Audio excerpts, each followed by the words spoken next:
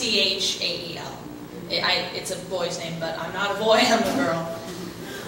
Sorry, I have a habit of introducing myself that way. Because I don't know what it's like to meet a stranger and not spend 4 minutes explaining to them your name. People always ask me, well, why are you named that? Where did it come from? Well, my parents had only been married for a few months when my mom got pregnant with me. And after they found out I was a girl, people kept asking, oh, well, what are you going to name her? But whenever my parents would reveal a potential name, everyone they talked to had some reason why that was an awful name. Elizabeth, my cousin's name was Elizabeth, and she had horrible breath. No, no, no. Okay. How about Sasha? Sasha? You can't name her that. Your grandfather's ex-wife was named Sasha. Okay.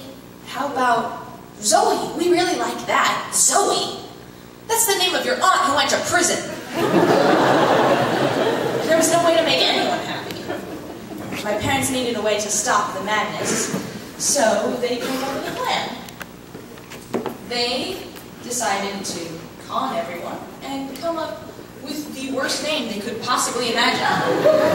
And so, whenever anyone asked them, they said with a completely straight face that they were going to name me Hedwig Bathsheba. There's kind of a small part of me that wishes they did name me that. But anyway, keep in mind this was in a pre-Harry Potter world, and the plan totally worked. The name was so weird that people just couldn't think of how to respond, so they just were quiet. And now my parents could secretly come up with a real name in peace. They talked about a lot of names. They talked about Caroline, Mary, Susan. Apparently my mother was also really into Russian names, so they also talked about Anastasia, Sveta, and Zulia. But eventually my parents settled on the name Sage. And it meant wise and smart, but it also represented the shrubbery of southern Utah where they both grew up.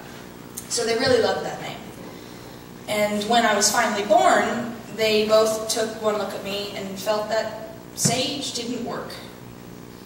But they didn't have a backup name, so they contemplated for a few hours, and eventually the hospital started to pressure them. But my parents knew that legally they had 10 days to name their child. So they just said to the hospital, we'll get back to you on that. And they were about to leave, and their nurse just would not let them leave. She said, you have to name your baby now. So my parents waited until the nurse left the room, and my dad began to push my mom's wheelchair out in the hall towards the parking lot. Halfway down the hall, the nurse spotted them and literally began chasing them down the hall with the naming papers in her hand screaming at them. My mom cradled me in her arms and screamed, go! So my dad began pushing her as fiercely and fast as he could towards the parking lot. And they got to the car and they slammed the door, and the nurse came right up to a window and shouted, it is appalling to leave without naming your child! But my parents knew they had 10 days, so they drove off with a nameless baby in their arms. I was essentially stolen from the hospital. So now my parents had a new problem.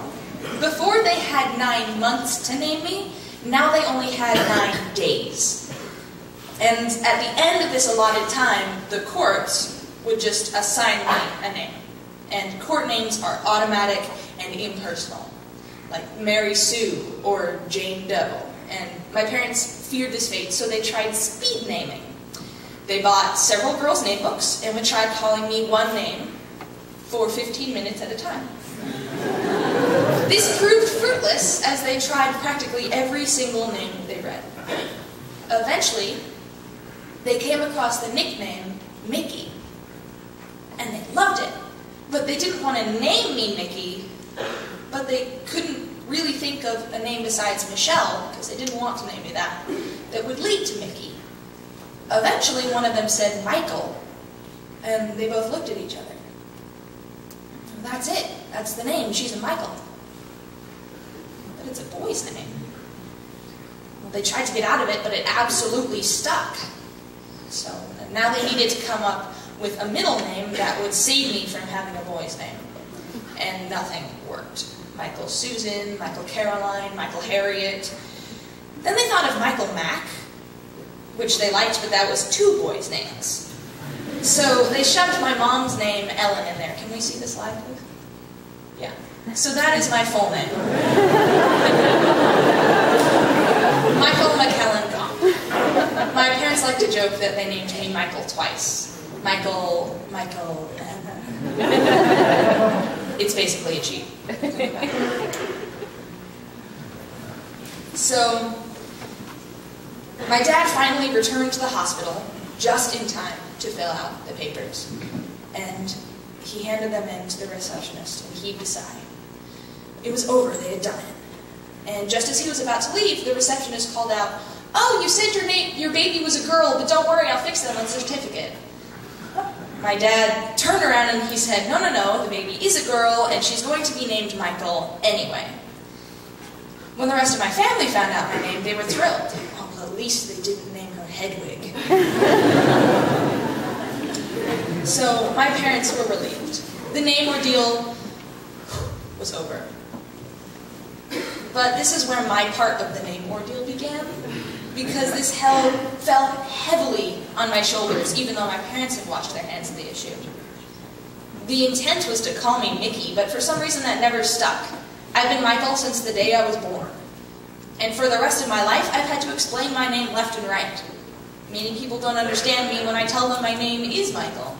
I'm often assigned to boys' rooms at sleepover camps.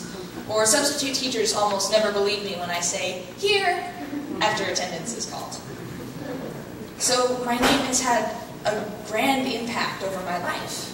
And not only in my interactions with strangers, but in my destiny. My name was not something I chose, and I've always assumed that it predetermined many things about myself. I was sure that my name completely defined me and my character. So after my birth, I got older and became more autonomous. I learned to recognize that my name was not typical for a girl, and I liked that. I took pride in the eccentricity of it. This is probably why Mulan was one of my favorite Disney movies growing up. It's about a girl in China who pretends to be a boy so she can go fight in the army. And I totally related to this. I was a girl with a guy's name, and I was going to embrace it. But one day, while at Harry's Shoes on the Upper West Side, my parents told me I could pick any shoes I wanted. And I searched and searched among the myriad of footwear available to me, and in the end, I picked a pair of camouflage sneakers straight off the boys' wall. And I loved these shoes. I wore them all the time. And because I wore these shoes so often, I eventually bought a G.I. Joe in a toy store. And then because I had the G.I. Joe, I started playing with other kids who had G.I. Joes. And one thing led to another, and soon I found myself in a Taekwondo class. Somebody could look at the trajectory of this path in my life and say, well, obviously she's just trying to live up to her boy name. Look at all these stereotypically boy things she did, and all just because of her name. And I'll never know if I would have made different decisions had I been named Sally. Maybe my name did have something to do with it. However, I do know that on the same day that I bought those camouflage sneakers, I bought a pair of ballet slippers. And those ballet slippers led me to start dancing around at home, which led me to start taking ballet classes, which led me to take tap dance classes, and that led me to start singing Broadway songs and investigating theater. These two pairs of shoes I bought were completely different from each other, and they took me down different paths. And I followed many of these paths, but I chose not to take some as they branched out into different areas and started new chapters and directions in my life. As I followed many, I found that they twisted and crossed, while others went far in either direction. And as these paths twisted and crossed, eventually I found myself at Frenchwood Summer Camp taking a theatrical stage combat class. The paths had come back together.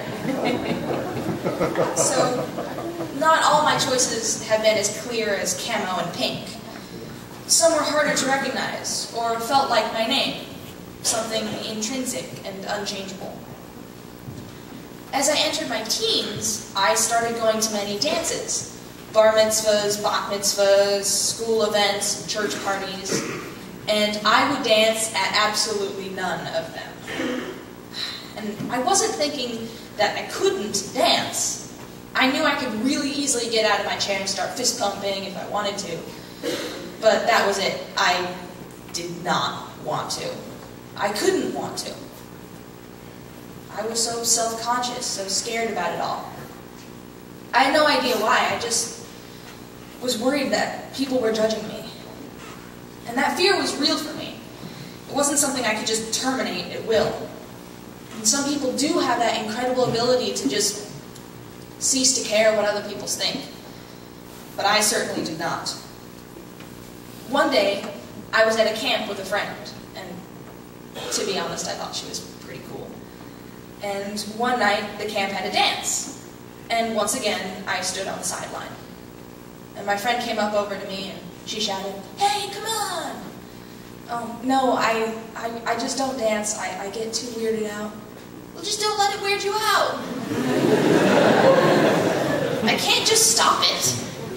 And she looked at me and she said, "You certainly can't stop it standing there." And with that, she dragged me to the middle of the dance floor. And I realized she was right. I was going to have to work at this, which is probably why I had never chosen to do it in the first place. Dancing itself was not hard, but getting used to it was going to require some effort and repetition. I could do choreographed numbers, but for some reason, freestyle had never been that fun for me. But I could make the choice to dance and have fun, but the choice required commitment. And it was completely up to me. Other choices that I've made did not necessarily appear difficult or hidden, but some people tried to tell me that they weren't my choices to make. Like when you're really little and someone jinxes you. You know, when you say the same thing at the same time as someone else, and they yell, "Jinx!" Lots of people have different rules for it, but what I grew up with was that when someone jinxed you, you couldn't talk, period. And when I was little, jinx was law. If someone jinxed you, you would be silent from then on. And maybe this was just me, but it never occurred to me that you could just talk anyway. There was no greater power that controlled my vocal cords. But still, many a child, including myself, was silenced under jinx demands. And many of the other kids that I knew growing up reached the almighty status of what they called a jinx genie. Now, a jinx genie could not be silenced by mere commoners. A jinx genie could undo your jinx if they wanted to. Some could jinx you at any time they pleased. There seemed to be no limit to their awesome power. And as a little kid, I wanted nothing more than to be part of that formidable force. So when I asked them how I could become a part of their group, they said, "Only a jinx genie can make you a jinx genie." And so I begged and begged, but no one would make me a jinx genie. And I was really sad and upset. Years later, I look back and realize that probably most of the kids who claimed to be jinx genies had not gained their status through lineage or divine inheritance. They probably just decided, "I want to be a jinx genie," and then just declared it to the world and started telling other people who they couldn't be. And I probably could have done the same thing, just said I was one. But I can't go back in time and tell myself, "It was all a lie, you could have done it the whole time." I can't go back and make myself a jinx genie, but I can learn from it. Maybe by choosing to abide by the rules of jinxdom, I learned to develop a strong sense of morality and duty. Or maybe not, but you get the idea that all of our choices teach us something. and that each of our choices have an impact on who we are. I am not the person I am today because I have a boy's name. I am who I am because of how I chose to react to that name. And of course, this is the real reason why I liked the movie Mulan. Not because she was in boys' clothes, but because she's awesome and it's an awesome movie. Because of her choice to work hard, she beats the odds and chooses to be strong despite her restrictive environment. And because of her hard work, she becomes one of the greatest warriors in the whole army. The words Michael Comp do not define any of my choices, but my choices define the words Michael Comp. I am the sum of all the choices I've made up until this point. But this is not an end-all sum. I'm not limited by my previous decisions, because I have an infinite amount of them before me, and therefore an infinite potential. If I don't like something from the past, there's nothing stopping me from changing the present. Why should I let something that happened to me as a really little kid, something that might have made me sad or upset, keep me from progressing today? Therefore, on this day, I, Michael Comp, proclaim myself a Jinx Genie.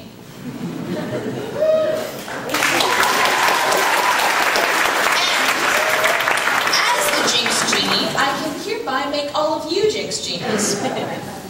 But you can accept that position or not. It's your choice.